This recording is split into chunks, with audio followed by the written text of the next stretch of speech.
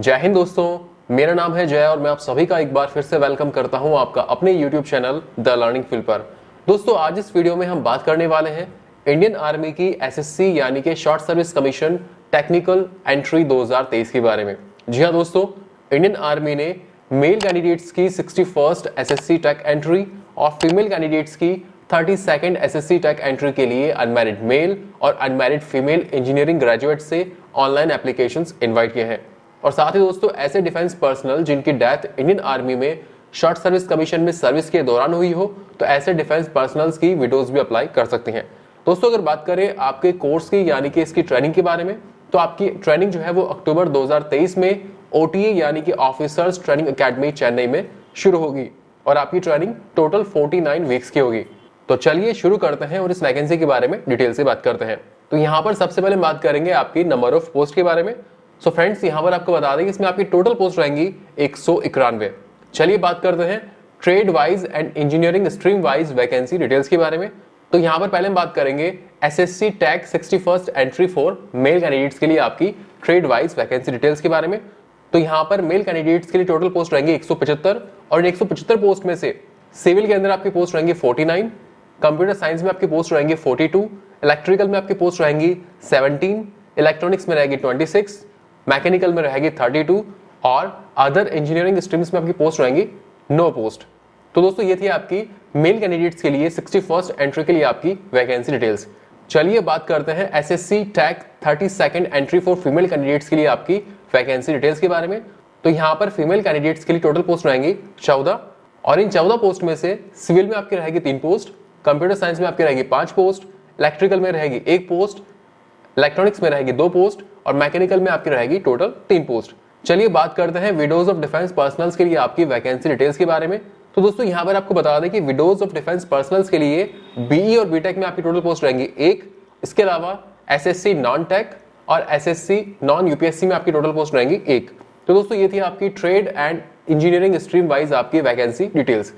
चलिए बढ़ते हैं आगे और बात करते हैं इसकी इंपॉर्टेंट डेट्स के बारे में। तो दोस्तों, यहाँ पर आपको बता दें कि इसके ऑनलाइन फॉर्म 11 जनवरी 2023 से भरना शुरू हो चुके हैं और इसका फॉर्म फिल करने की लास्ट डेट है 9 फरवरी 2023।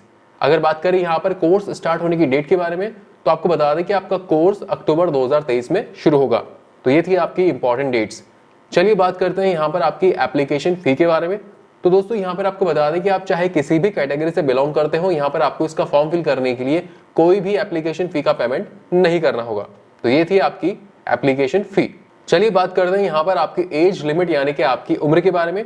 तो यहाँ पर पहले हम बात करेंगे SSC tag 61st entry for male candidates and SSC tag 32nd entry for female candidates के लिए आपकी एज लिमिट के बारे में। तो इसके लिए आपकी एज कम से कम 20 साल हो सकती है और आपकी अधिकतम उम्र जो है वो 27 साल तक हो सकती है। और यहाँ पर आपको बता दें कि आपकी उम्र 1 अक्टूबर 2023 के हिसाब से काउंट की जाएगी। इस डेट के हिसाब से आपकी जो उम्र है वो 20 साल से लेकर 27 साल के बीच होना जरूरी है। चलिए बात करते हैं विडोज ऑफ डिफेंस पर्सनल्स के लिए आपकी एज लिमिट के बारे में। तो आपकी उम्र भी 1 अक्टूबर 2023 के हिसाब से कैलकुलेट की जाएगी। इस डेट के हिसाब से आपकी मैक्सिमम एज यानी कि जो आपकी अधिकतम उम्र है वो 35 साल तक हो सकती है। तो ये थी आपकी एज लिमिट। अब हम बात करेंगे यहाँ पर आपकी सैलरी के बारे में। तो सबसे पहले तो यहाँ पर आपको बता दें कि जो आपका कोर्स चलेगा 49 वीक्स के लिए यानी जो आपकी ट्रेनिंग चलेगी, उस ट्रेनिंग के दौरान यहाँ पर आपको हर महीने 56,100 रुपए स्टाइपेंड के रूप में मिलेंगे। और जब आप अपनी ट्रेनिंग या जो कोर्स है वो उसको सक्सेसफुली कंप्लीट कर लेंगे तो आप एज ए लेफ्टिनेंट कमीशन होंगे और उस वक्त आपकी जो सैलरी रहेगी वो लेवल 10 के हिसाब से 56,100 रुपए रहेगी स्टार्टिंग में, जो कि 1,77,500 रुपए तक आगे बढ़ेगी। इसी तरीके से यहाँ पर टेबल में आप देख सकते हैं कि लेफ्टिनेंट के बाद आपकी अगली रैंक है कैप्टन की। तो कैप्टन रैंक के सामने यहाँ पर आपका पे लेवल और पे स्केल दे रखा है। इस तरीके से उसके बाद अगली रैंक है आपकी मेजर की, फिर लेफ्टिनेंट कर्नल की, उसके बाद कर्नल, फिर ब्रिगेडियर, इसके अलावा मेजर जनरल। तो इस तरीके से यहाँ पर जो आपकी मैक्स जो सबसे टॉप की रैंक होती है वो होती है COS यानी कि चीफ ऑफ आर्मी स्टाफ। और चीफ ऑफ आर्मी स्टाफ का जो है लेवल 18 के हिसाब से यहाँ पे स्केल रहता है, जो कि है 2,50,000 रुपए पर मंथ फिक्स, जो कि फिक्स होता है। ओके, तो ये हो गया आपकी रैंक वाइज सैलरी। इसके अलावा हमने यहाँ पर आपको ये बता दिया कि ट्रेनिंग के दौरान आपको जो है 56,100 रुपए पर मंथ स्टाइपेंड भी दिया जाता है। दोस्तों, इसके अलावा यहाँ पर आपको और भी अदर अलाउंसेस दिए जाते हैं, जिसमें कि आपका एक है MSP यानी कि मिलिट्री सर्विस पे, जो कि लेफ्टिनेंट रैंक से लेकर ब्रिगेडियर रैंक तक के जो ऑफिसर्स होते हैं उनको दिया जाता है, जो कि आपको 15,500 रुपए पर मंथ फिक्स होता है। इन सब के अलावा भी आपको अदर और भी बहुत सारे अलाउंसेस मिलते हैं, जैसे कि uniform allowances, transport allowances, high altitude allowances, children education allowances. तो ये हो गया आपका सैलरी का स्ट्रक्चर। अब बात करते हैं यहाँ पर आपके एजुकेशनल क्वालिफिकेशन के बारे में। तो यहाँ पर पहले हम बात करेंगे SSC tag 61st entry for male candidates and SSC tag 32nd entry for female candidates के लिए आपकी एजुकेशनल क्वालिफिकेशन के बारे में। तो यहाँ पर आपको बता दें कि यहाँ पर आपके पास भारत सरकार द्वारा मान्यता प्राप्त किसी भी यूनिवर्सिटी से इंजीनियरिंग की डिग्री आपके पास होनी जरूरी है। इसके अलावा यहाँ पर आपको बता दें कि वो कैंडिडेट्स जो कि इंजीनियरिंग के फाइनल ईयर में है अभी, तो वो भी इसके लिए एलिजिबल है, वो भी अप्लाई कर सकते हैं। लेकिन आपको ध्यान रखना है कि वो कैंडिडेट्स जो कि फाइनल ईयर में हैं, उन कैंडिडेट्स को 1 अप्रैल 2022 को अपने सभी सेमेस्टर और ईयर की जो मार्कशीट है वो साथ में एज अ प्रूफ लेकर आनी है। इसके अलावा ध्यान रखें कि जो आपका इंजीनियरिंग डिग्री का जो सर्टिफिकेट है वो आपको ओटीए चेन्नई यानी कि ऑफिसर्स ट्रेनिंग अकेडमी चेन्नई में जो आपकी ट्रेनिंग स्टार्ट होगी, उस ट्रेनिंग स्टार्ट होने से लेकर अगले 12 सप्ताह के अंदर आपको वो इंजीनियरिंग डिग्री सर्टिफिकेट भी प्रोवाइड करवाना होगा वहां पर। अब हम बात करेंगे यहाँ पर विडोज ऑफ डिफेंस पर्सनल की एजुकेशनल क्वालिफिकेशन के बारे में। तो यहाँ पर अगर आप एसएससी नॉन टेक एंट्री के लिए अप्लाई करते हैं तो यहाँ पर आपको भारत सरकार द्वारा मान्यता प्राप्त किसी भी यूनिवर्सिटी से ग्रेजुएशन होना जरूरी है। चाहे आपने किसी भी डिसिप्लिन में किया हो, इससे कोई फर्क नहीं पड़ता, आपको ग्रेजुएशन कंप्लीट होना जरूरी है। और अगर आप एसएससी टेक एंट्री के लिए अप्लाई करते हैं तो यहाँ पर आपको बीई या फिर बीटेक आपका कंप्लीट होना जरूरी है। तो ये हो गई आपकी एजुकेशनल क्वालिफिकेशन। अब हम बात करेंगे कि जब आप सिलेक्शन सेंटर पे जाएंगे तो उस वक्त आपके पास कौन कौन से डॉक्यूमेंट्स होने जरूरी है उसके बारे में। तो जब आप सिलेक्शन सेंटर पे जाएंगे तो उस वक्त आप जो भी डॉक्यूमेंट साथ में लेके जा रहे हैं, एक तो वो सेल्फ अटेस्टेड होने जरूरी है, साथ ही उनकी ओरिजिनल कॉपी भी आपको साथ में लेकर जानी है। तो आइए जानते हैं वो कौन कौन से डॉक्यूमेंट्स हैं। एक तो आपने जो एप्लीकेशन अप्लाई किया था उसका प्रिंट आउट लेके जाना है, जो कि ड्यूली साइन होना चाहिए, और उस पर आपकी फोटोग्राफ भी होनी जरूरी, जो कि सेल्फ अटेस्टेड हो।